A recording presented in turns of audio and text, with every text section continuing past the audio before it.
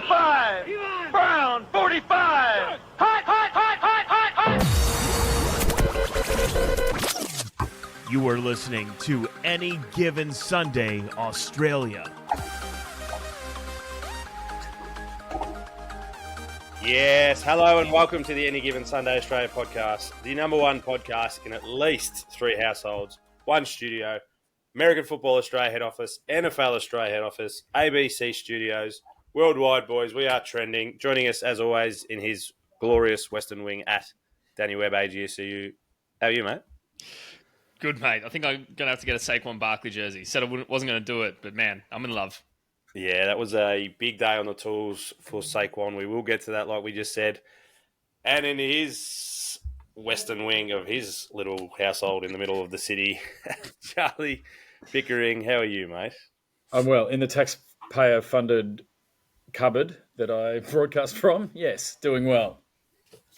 Yeah, we're all technically tax-funded, so taxpayer-funded in our jobs. So, yeah, nice. You'll be both happy to know that you're both getting a raise from this job, so you'll go from 0s to 3 zeros. So maybe it can be a slightly bigger cupboard next week. Yeah. Before we get into it, I do have to say, if you haven't checked it out already, check out the Duke punter, Cade Reddleson. Had an interview with him. It's out now everywhere you get our podcast. He's an incredible young man in his first year at Duke. It was just such a great chat to hear how he got from Brisbane down to Melbourne and all the way over to North Carolina where Duke is. And yeah, he's a good young lad with a bright future. So get around that one. But we started this week all the way back on Friday. The Browns taking down the Steelers, which is good for your Bills, Charlie, in a true winter wonderland type game. There's a photo 10 minutes apart, and one is bright. Oh, it's not sunshine, it's nighttime, but, clear as day. And then the next one, they're shoveling snow off the field, Charlie. Yeah, I think there's some push to, certain games that stick in the memory get a nickname. Like Music City Miracle, 13 Seconds, stuff like that. There's some talk that this is the snow globe game. Ooh. Because there was just a point that it looked like it was in a snow globe that someone shook up and you just couldn't see what was going on.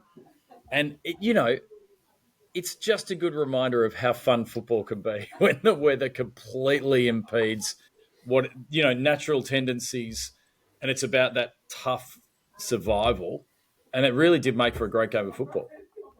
Well, I couldn't agree more, Danny. It stuffed up our punting like no end, but it was just so good to see a game that you could barely see what was going on, let alone Steelers were wearing white uniforms. Mate, it was impossible to see, and I just don't understand how Jameis Winston was actually completing passes. And that's how he did it right down to the end. I think it was on a third down, super important down, got one to Jerry Jeudy. And it was perfect catch above the head, perfect pass. I was like, you can't even see. And we're watching through a 4K camera here. And we can't even see the players, can't see the field. Obviously, the ESPN or whoever does the broadcast does a great thing and puts the yards back on the field. But obviously, they can't see that. They can't see anything. And you're still getting it done. And then, Nick Chubb rushing at the very end for a 2-yard touchdown with 57 seconds left. It's actually how they got the job done.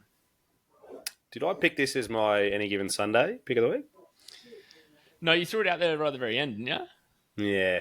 I said that it was going to be a tight game. You can have it, mate. Anytime we're picking a roughie and it's getting up, mate, just take the points. We'll and I do remember saying that because they beat the Ravens, I was going to pick them. So they've come out and knocked off, at the time, the top of the table Ravens. Now the top of the table Steelers.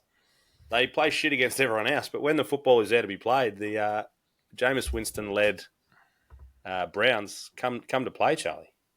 Yeah, and going back to that third down, I remember watching it going, I was thinking, Jameis Winston, what are you thinking? This is not the time to throw deep balls like that. But just, I don't know, we've talked a little bit before about Jameis Winston's his own kind of animal. And he just did play in a fearless way. They had the run game going. You say, though, that the Browns, they're dangerous or they're causing trouble for some of the top teams. I don't know if you caught the locker room interview with Pickens after the game, where he was saying the Browns are not a good football team. And it was something that was, look, I thought it was a breath of fresh air, but I don't remember a professional sportsman in any sport who's just lost a game they should have won doing an interview and not being humbled at all and saying, no, they might have beaten us, but that's not a good football team. What was he saying that beat them then? Because that's like, I feel like I get what he's saying that we beat ourselves kind of thing, but well, no, he said weather conditions had a lot to do with it. He felt, but I always think you're both playing in the same weather teams conditions. are out there, 100%. Yeah, Not only are both teams out there, didn't Winston come out and say that it's the first time he's ever played in the snow, and then proceeded to go make snow angels after his victory just to celebrate it? That's a huge weather played a factor, but someone's never played in the snow and they're celebrating by doing snow angels. Hey, you got to give it to them, don't you? And that's normally, such a Jameis Winston thing to do, to go off and do. It was probably on third down. He was out there doing snow angels. Yeah, I think it was actually normally a snow angel is reserved for. It's like it's maybe a wild card win you weren't expected to get. You know, like it's not an in season, still not leading the division sort of win. But to be fair, if you've never played in snow before, why not? To be fair to James, it was like actually post-game. I'm pretty sure the stadium was pretty much empty. It was just post-interview with the Thursday Night Football crew, just went out there and jumped in the snow. So I feel like that's fair play. Fair enough. And I do love, he's such a good chat. On that Thursday night interview, he's such an out-there cat. It's awesome. But another game, we'll move on. Another game which was huge, and another cat, a different cat, but I love him. Baker Mayfield. Getting the job done against the Giants. If you saw any of the highlights, Baker Mayfield out the front, blocking for his wide receivers. There was a fumble ball that no one else saw. He dived on it from about 6 yards away. He's an absolute beast. But that's not even the story to come from this game. The Giants started Tommy DeVito, which we said last week. But after, in true style, Danny Boy, as soon as we do our episode, the news breaks that Daniel Jones has been released. Yeah, so he's gone, set to go find a new home somewhere. Who knows? Who knows who's going to pick him up? But he'll find a spot because teams are always looking for backup QBs, and I don't know. But I think without giving too much away, I reckon the 49ers might be interested in picking him up. If Brock Purdy's going to be injured much longer, they look like they need someone who can throw a ball. I don't know if he's necessarily the solution, but he might be the best option they've got. That they've got out there at the moment. Yeah. Do you know what I thought was incredible? The whole thing felt humiliating this week for Jones. The way it was handled, being benched, which is purely to save money, obviously, as we talked about last week. But in practice, they had him playing safety for a bunch of reps. Ouch. So it was just such an abject humiliation. And there also there's a lot of controversy around some editorializing that happened on ESPN, sort of belittling Daniel Jones and the effort that he put in. And it's amazing. He leaves and I just feel genuinely sorry for him. He does have about $180 million to keep himself company, to help with the pain. So that's fine. But I don't think he'll be playing safety anytime soon. That's the word I'm getting out of. Probably won't be playing QB anytime soon either. Those $1 bills are really good tissues, and he's got a lot of them. He's got an absolute lot of them. So how was the DeVito experience? Well, the Baker, he come out and actually he did the DeVito after scoring a massive rushing touchdown. So I think DeVito, he was no worse than Daniel Jones. So they did get absolutely trounced, but the Bucks have been a good side. They have been a disappointing side, but when they come to play, they are awesome to watch, Danny. Yeah, you're exactly right. Baker did go out there and completely troll him, and then got interviewed about it afterwards, and he's like, "Yeah, it was my tribute to Tommy." Like, what did you expect? He's like, I don't go planning my post touchdown celebrations. It's like it's all spontaneous, and which is like good on him. Yeah, I love him. He's nothing so better. But DeVito definitely didn't improve on the offense whatsoever. He only had 189 yards, and most of them came in the second half. And the Bucks were actually up They went 30 zip up before the Giants finally scored. The Bucks, when they're playing well and playing like this, are such an exciting team to watch. But this did come off them snapping a 4-game losing streak. So hopefully they go back to playing this exciting game of football. And Charlie, that keeps the NFC South alive. Like, we all thought the Falcons would kind of start running away with it, but they've kind of dropped the ball in the last few weeks as well. Kirk not looking as amazing as he did in the start of the year. I think there's only a game or two in it in the NFC South. Yeah, and definitely a contender for could be shittest division. Like Again. without being too dismissive of it. I mean, I reckon the Bucks are a much better team. When it's all starting to happen, I think they've got the pieces that they need. And but once again, anything could happen in that division. It's not like anyone has put together consistent football. You've seen at various points. Sorry? The Saints aren't far off them either. So no, that's exactly right. But I was going to say the Saints started the season look like they had a bit of a streak. Falcons had a bit of a streak. Bucks, if you had to pick, you'd say the Bucks will come home a bit stronger. They've been a bit banged up, and you would hope that they get a bit more healthy and a bit more consistent as a result. I think they're far and away the best team in that division on paper and what they're capable of.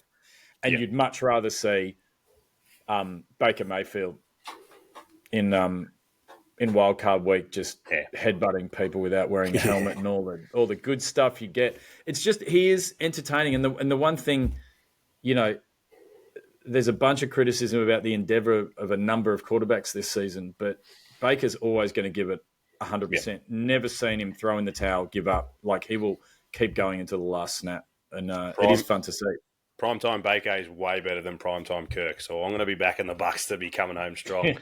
Just interesting on that. If it does stay close, the Atlanta Falcons are actually 4-1 against their division, where the Bucks are sitting at 1-2.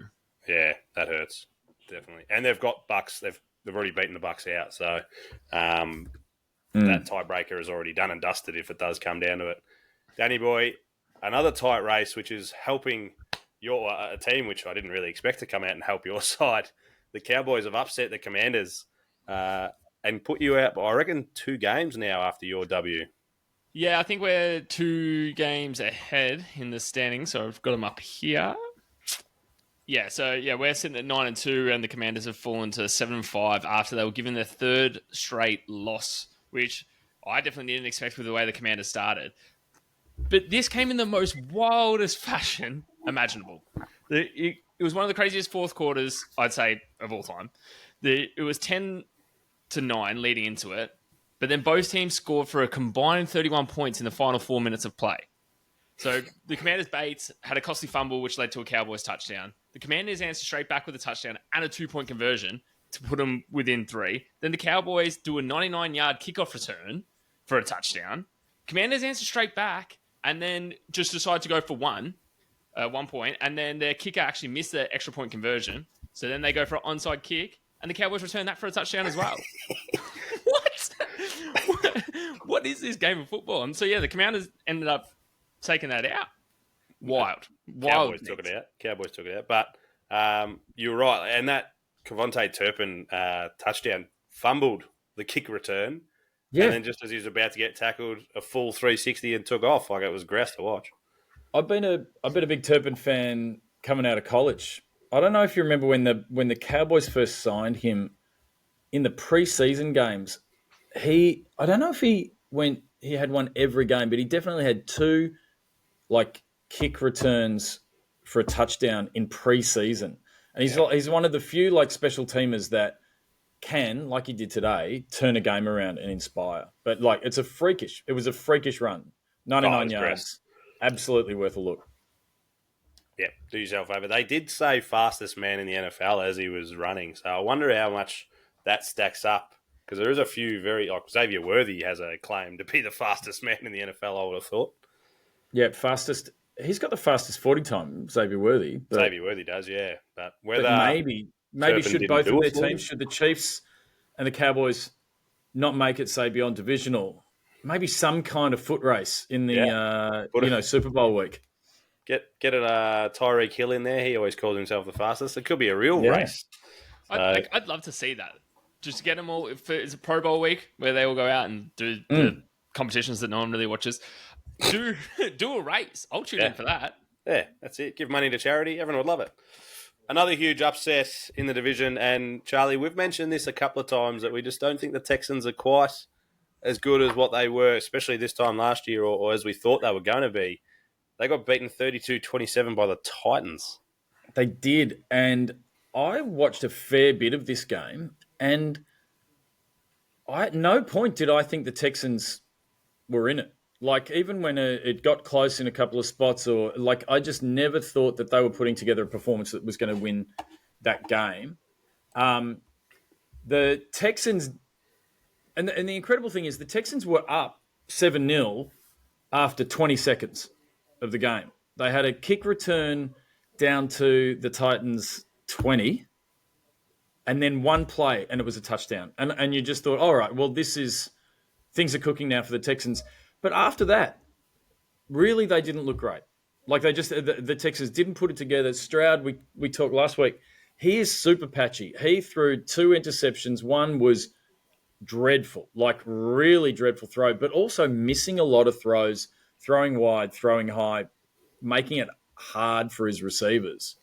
And he is super inconsistent. And it could just be classic second year. It's a lot harder. We said last week, maybe people have watched the tape, and they sort of know his game a bit better. And it's definitely true that the Texans got pressure on him.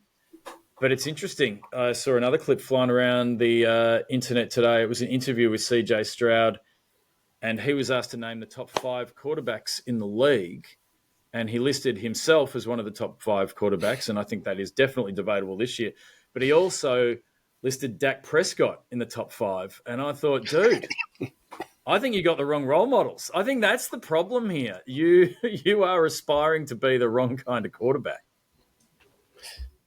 Danny boy, we just said the NFC South. Charlie will clip it up in a minute and put it out. Charlie said the NFC South going for the worst division, but the AFC South just turned around and said, "Hey, hold my beer. We are much worse." Well, mate, they are in a rabble. And probably, like, unexpectedly, as we said. But it's that time of year. It's that time of year where everyone has to kind of go out there and prove that they are dominant forces. And if you're not, well, you get found out. One So thing that NFC South, just going to check the standings right here. The 7-5 Texans, 2 games clear of the 5-7 Colts. Wouldn't put it past the Colts at this stage. I think Colts could absolutely do it. But also, the 3-8 Titans, they put together some stuff today that made you think, you know what? They could win 4 games on the way home and get over the Texans as well. I got no faith in the Texans. The Titans had some great offense. I'm trying to remember. There was a Aquanu had a touchdown. It was like a 70-yard catch and run. That was just great offense that utterly bamboozled the Texans defense. Texans normally strong defense, but nothing to stop it. So I think, it could get pretty spicy towards the end. Yeah. That's exactly what happened last year and we're not even talking about the Jags in this division, which is wild. They dropped the last 6 and the Texans jumped them. So you never know with this division. I think they are by far the worst division. But yeah, interesting one. If Will Levis and the Titans manage to string together 4 straight, Charlie, I'll buy you a beer. That's mighty big of you, Danny. Thank you. In this economy, are you sure? Yeah, absolutely. I'm not paying for it, so you can't get stuff. Some other games that we need to touch on. Charlie, you almost mozzed the Chiefs when you said they're going to have a bye this week and beat the Panthers. The Panthers. They beat them with like 3 seconds left on the clock. They barely got there. And I was watching that game early this morning, and the Panthers were looking good. The Panthers were up at one point, and I was thinking, this is for the Bills to take the number 1 seed in the division this way would be absolutely wonderful. The Chiefs, they did get there in the end, but it's another one of these games where it's against the team they should beat. They barely get there in the end. And there's a big problem that they have, which is their second half scoring. Now, they did outscore the Panthers 18-10 today, but that's not that those they're not that much better than their 5.3 point average in second halves this year.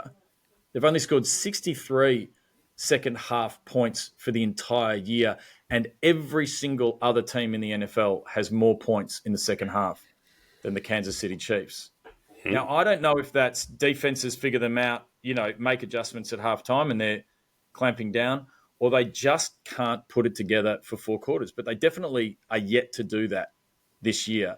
That said, their passing game was coming good. Worthy's doing okay. Didn't get heaps of yards. Travis Kelce, I think he had like 6 catches for around 60 yards. So he's starting to get going. And their other tight end, Gray, was their top catcher who got some yards as well. But it doesn't feel dominant, and it doesn't feel particularly scary. Pacheco's coming back. That could improve their run game, and they'll be a little less Kareem Hunt reliant. But I think the question mark is still over the Chiefs. Everyone was surprised that they won it again last year. It feels like it's even harder this year for them to do it, even though they've got this 10-2 record now. 10-1. 10-1. Oh, sorry, 10-1 record. Yeah, but you still wouldn't say that they're better than. They're not better than the Ravens. They're not better than the Bills. They're definitely not better than the Lions. And I still think if they are going to pull off this miraculous three-peat, they've got to really get it together. Danny boy, there's never been so many questions about a 10-1 team, and giant questions too. It's not just. The Panthers, they should have blown past them. They should not be losing by field goal to any team that's in the bottom half, let alone the Panthers. But yes, the Panthers have turned around. They're playing a lot better. Got to give them credit where credit's due. But it's not a great Panthers success. It's a Chiefs failure, I'd say. Yeah, they didn't win the game. They just didn't lose it. So one thing you did mention, Travis Kelce, up to third all-time in tight end receptive yards. So you are right. He's starting to get the ball rolling. So their offensive side, their second half struggles will hopefully turn around for them. Another game, my Packers defeating the undermanned 49ers. I watched a good portion every minute of this game. So it was a game. I had Flogboy message me before the game saying no Purdy and no Bosa. The line of 7.5 isn't big enough. It wasn't in the end. But this was a danger game for us for sure. I was so worried. They still have CMC. They've still got Kittle. They still had Debo come back. He's looking better. They've still got Juwan Jennings. They've still got a lot of weapons on the offensive side. And yes, they did lose their QB, but we had an interview. It was either Josh Jacobs or Keyshawn Nixon or something after the game. And they're like, Brock Purdy was out. You should have beaten him. And he said, we didn't have our QB for 3 games and we won all 3 of them.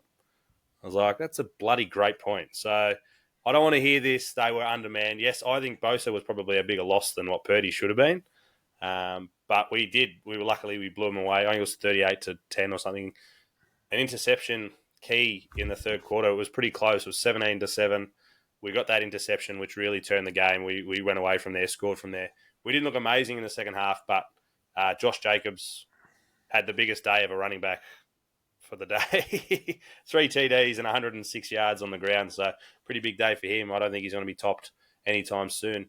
But yeah, I'm happy to get the win. Sorry, Danny. Happy to get the W. But yeah, it was definitely a danger game. And who doesn't love beating the 49ers? So yeah. But we said earlier in the week, no Bosa, no defense for the 49ers. He is the cornerstone of their defense, and he makes such a difference. Because we saw as soon as he went out in that Seahawks game, Gino managed to bolt past him for a touchdown and take that win as well, which was a game that the 49ers really should have put away a lot earlier. Kittle being back is huge. Yeah, they need to do something in the QB section of it if Purdy's going to be out. But yeah, good win for your Packers, but it was a must-win game, I'd say. Oh, yeah. Absolutely. Little question of relevance to maximum listeners. Having watched the game, do you think the 49ers have any hope against the Bills next week, or can I relax a little? Well, like Danny said, if they don't sort out the QB room, then I think you'll be fine. But they also put Mitch Wisniewski, a good Aussie They put him on IR, I think, this morning. He's got back spasms or something like that, but they said he's had this problem all year. So putting him on IR now makes... As soon as I heard that, I thought, are they like giving up for the year? Is that kind of it? Surely not. Surely there's more to that. Maybe the back spasms. Maybe there's more that's going on. Someone who's injured their back prior. Once you go down a certain line, it's debilitating. So if they're going to try and preserve him by giving him 4 weeks to heal, let him have the 4 weeks. Doesn't necessarily mean they're throwing in the towel. Could also, unless I'm mistaken, free up a roster spot if they're trying to make some moves. Yeah. But it depends if they've got another kicker already lined up. They had one today, but I think he was just one of the other special teamers that just come in and they didn't kick very much. So, yeah. Moving on. We're talking too much about my Packers, which is unusual. The Bears scored twice, Danny Boy, in the last 30 seconds to take the game against the Vikings into overtime. I've said, and I can't say it enough, these divisional games, and I love that the NFL puts so many divisional games at the back end of the season. They're always tight. They're always going to go down the wire, and the Bears nearly stole one. They did lose in overtime to a field goal, but they also, another point, Danny, they were 2 seconds off going 5-2. They're now 4-7. Big swing. Good on the Bears for getting 17 points in the fourth and actually getting it down to it. But yeah, unfortunately, that field goal was too much by the Vikings to get the job done. These divisional games, and I've said it to us in podcast, out of podcast world, they're just games that if you are going to punt on anything, just stay away from because you just never know. They're the hardest games to tip in our tipping comp as well. And it always comes down to what feels like a flip of the coin. Yes. I thought you had more. There. Charlie, there's so much hype about these Bears. Oh, well, even the Vikings. I feel like the Vikings, they'll be happy to take the W, but I don't know if you're happy with going and only just beating the Bears. Yeah, and it comes back to when, the early season Sam Darnold for MVP talk has probably quietened down, you would say, but it was the inconsistency of Sam Darnold that you were waiting for. He started so strong, you knew the slump was coming. So I think they would be happy just to get that result and be marching forward. And we had a good chat about the Bears last week. They've got the pieces to do it if the coaches actually put faith in the team to get there. And they seem to be doing that in the last quarter. They seem to really put it on the line and go for it and not be conservative and not be hesitant. And, things could be trending up, but it's the Bears. The wheels can fall off pretty quickly. So, yeah, Caleb Williams had a 340-yard, 2-touchdown game as well, which isn't necessarily his, day-to-day, is it? No. If he's playing like that, yes, they should be getting to overtime and winning games. But when he's not, it's generally when the team seems to fall down. Danny, before we move on from this game, as a fellow NFC man, I'm not going to answer it because I'm biased as hell, but would you be, the Vikings are 9-2, would you be worried? They're not going to take the division because the Lions, they're not going to lose it. So there's every chance you finish second and they play you, in either the division or the week after. Are you going to be worried about the Vikings?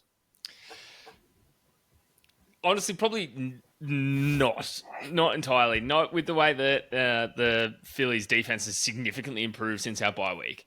With the way that our defense is playing, I think we can almost handle it. You put Quantomo Bay on Jefferson, he'll absolutely lock him down. That got me good. That was a good one. And he will lock him down, the way that he's locked down everyone else as a rookie. Defensive rookie. Jefferson had a pretty quiet day. I reckon at one point, Addison had over 110, 115 yards, and Jefferson only had 20. So other teams are locking him down, and they're still working it out. But yeah, it was just I kind of not worried about the Vikings, even if they are. They're 9-2, and I'm still kind of up in the air about them. But we're talking too much about this division again. The Seahawks toppled the Cardinals. I said this was going to be an interesting game the other day, purely because we could have had all four teams of the NFC West on 6-5. It's worked out to be 2-2. But we did kind of think the Seahawks at home with the 12 topping the Cardinals, Charlie, who were in pretty good form. So pretty good win by them, really. Good win by them, and it felt like their offense started to click again. Like in a way that they've been inconsistent the last few weeks. Metcalf is back and looking really dangerous again, and Gino's finding him really well, and the Cardinals too. It's funny. I watched a little bit of this game. This is not football analysis, but I was also just reminded how small Kyler Murray is, and it's impossible to not factor it into the way you see the Cardinals, how they play, what they can do. I don't know how he gets a pass to the slot. I don't know how he the lift he needs or how he gets the vision. It's a miracle. They say he is great on his feet, but he has to be because he's just got to get round visual impediments. But that's not deep football analysis. It's just that's as deep as you're going to get. But look, we've said it before. The NFC West it's just a bit of a crapshoot. Like any team could end up on top over there, depending on how things go. They've all got the capability of good play, but it felt today like it was riding the ship a little bit with the Seahawks looking just stronger and playing both sides of the football well. Yeah. Danny, I'm not going to get your talk on this because you're going to have 2.5 minutes to talk about your Eagles right now. But just before we move on from that one, Kyler Murray, and you'll never not see it now, when he runs with the ball, holding the ball in hand, he looks like a toddler holding a lolly that he's not supposed to be holding or something, running around. It is hilarious. Yep. So when you see that from up above now, you'll never forget it. Danny boy, go just 2 minutes. One other thing. After this. His helmet, once you see this, you can't look away either. But his helmet looks so big. I always think he's wearing a Guardian cap. Like the extra level of padding over the top. It's a regular helmet. So anyone confused, it is a regular helmet. It just looks like he's wearing a Guardian cap. Yeah. Because he's so small. Old bobblehead Murray over there. And you got to account for his throw under there as well. It's a little bit of extra padding. Well, he gets a cornrows going every now and then. This is the kind of deep-seated analysis that you come to any given Sunday for. We love it. Danny boy, give us some actual analysis about you've got 2 minutes about your Eagles. So you were talking before about the best running back of the day, and for some reason you didn't say Saquon Barkley. So he set a franchise record for the Eagles with 255 yards rushing and 2 touchdowns, plus another 47 yards in the air. So that's a 302-yard total day. Excuse me, that is the number 1 running back of the day. And the Eagles got a very comfortable win over the Rams. It's 37-20. Saquon actually had 2 70-yard rushing touchdowns. Not 1, but 2. And, the running game that the offensive line can create for the Eagles, whether it's Hurts or Saquon, is getting to the point where teams just don't know how to stop it. Every team's going to come in prepared. The Rams' defense was actually ranked maybe 12th in rushing yards prior to this game going into it. Not anymore. Not anymore, they're not. Not anymore, they won't be. Not a chance. But so they're not like, it wasn't like the Eagles were going up against a bad rushing defensive side. They're going up against quite a good one. But the way that the O-line can shift and move and create gaps, and then Saquon just to be able to dodge tackles left, right, and center, and just always find his way to the end zone, it's just something else, something special. Hurts also had 40, and Kenneth Gainwell had another 22. So they had over 300 yards of rushing against this side. So, yeah, it was a good day out, but only 2 TDs, so not quite Josh Jacobs level. But, yeah, good win for you, especially with the Commanders losing. Kind of gives you that little bit of a cushion in the NFC East. So you got to be a happy boy, Danny. Yeah, and then the connection, the A.J. Brown, Jalen Hurts connection still going strong. Six receptions, 109 yards. There's always a bit of a worry when they say Devontae Smith's going out there, but I don't know, when you've got A.J. Brown the way he can move as well, I'm never necessarily that worried. It's when they both go down, we're in trouble. We're in so much trouble if they both go down. Touch wood. Also big for you guys, 6 games to go, 4 of them at home, and the other 2 games, Baltimore, which is a bus ride away, and Washington, which is a shorter bus ride away. So you're staying very, very close to home in these last 6 games. So I don't know what you're paying to take out the NFC East, but I'm sure it's already paid out. Yeah, it's not much. I think it's like $1.09 or something at this point now.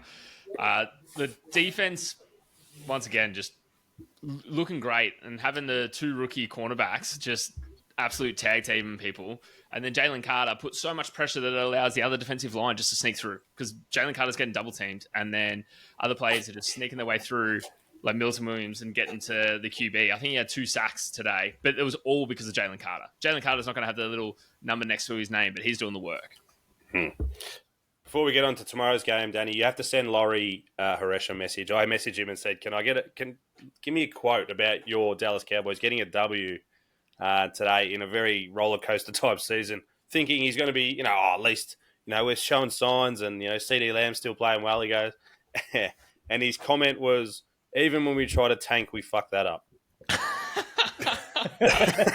So the life The of a only thing Cowboys they can fan. do better from here, is sign Daniel Jones. Yeah, that'll be elite. And then he'll play in the game against the Giants next week, which would be huge. That'd be perfect. It's a perfect script. No, with the way Cooper Rush played today, they're doing. They're not doing that. All right. The last game of this week 12, is that where we're at? Week 12? The Harbaugh Cup, huge game. I love that they've put this as a standalone game. The 7-4 Ravens against the 7-3 Chargers in SoFi Stadium. The Ravens are favoured by 2.5 points. I don't hate that line. The Chargers are very, very good, sneaky defense. So I reckon this game could be a classic Charlie. 60% of people are on the Ravens at $1.69. 60 seconds. Who's going to win and why? I'm going to say the Chargers, because I think their records are almost identical, but I think the Chargers are in better form at the moment. I think the Ravens are the team with question marks over them after being so dominant for about a 5-week stretch there. People have started to get on top of them, started to really get pressure on Lamar Jackson, and I think that's the key. I think that the Chargers defense is playing way better than they ever did when they had a defensive head coach. And they're getting pressure on quarterbacks. They're doing a good job of it. And Lamar, after a lot of hype early in the season, is reverting to that panicking under pressure, not really making it happen when you get at him. So more than 30 seconds, but I think the Chargers have the defense to really blunt that Ravens offense. And the Ravens, look, if they win this, maybe they are back on track, but they really have to figure out exactly who they are and what their identity is. It has to be more than just King Henry pounding it for the whole day. I gave you a minute, so you're well and truly unders. Danny, Chargers or Ravens, go. It's got to be the Chargers for me. They're just on such red-hot form, aren't they? Winning 4 of their last 4 straight games they've won. Yeah. They're playing well. I think they're being coached incredibly well. And this is going to be exciting because it's the first time these two coaches have faced each other since Super Bowl 47. But I reckon there might be a little bit in that. So, yeah, I'm going to take the Chargers. I like it. And it's the first time, also they've obviously played each other before, but the only time two brothers have ever coached against each other. It's huge. My take on it, I'm just going to buck the trend and go the Ravens just because. But I do think it'll be either the Ravens rushing game that gets on top or the Chargers passing game. The Ravens have a great rush defense, but the Chargers have been elite lately. The little short 5'9", I think he is, Lad McConkey, has been absolutely dominating. So we don't have a bet on this one yet, Danny boy, but if you were to bet, in my eyes, I'd be looking at the Ravens rush or the Chargers passing game, because I reckon that's what's going to win it on either side of the ball. So why not? Yeah. Let's look at both. Stay tuned. Bit of McConkey. The point of McConkey is he's great at separation.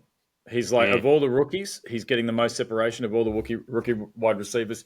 And that's the biggest problem that the Ravens pass defense has, is they're allowing too much separation. And if you've got a decent pass game that's working, you can pick them apart. So, yeah, I think big McConkey game. Ooh, so Charlie's called it. We're going to McConkey ladder, Danny boy. Let's get around it. I love that. And probably a King Henry touchdown. That's probably where I'm going. You can't not sprinkle a little bit on the I old think Nah. you just get one of them free with entry. I think that's just give it away. It's down to about $1.30 though, so it's getting to the point where you're like, it's not worth the biscuit that it's made on. All right, boys, great work. Huge week 12 into the Thanksgiving's game. So we've got 3 games on Friday, so we've got a huge preview coming up. I'll see you both then, and because we won, we're going to finish with a big Go Pack Go, boys. Boo. And a boo.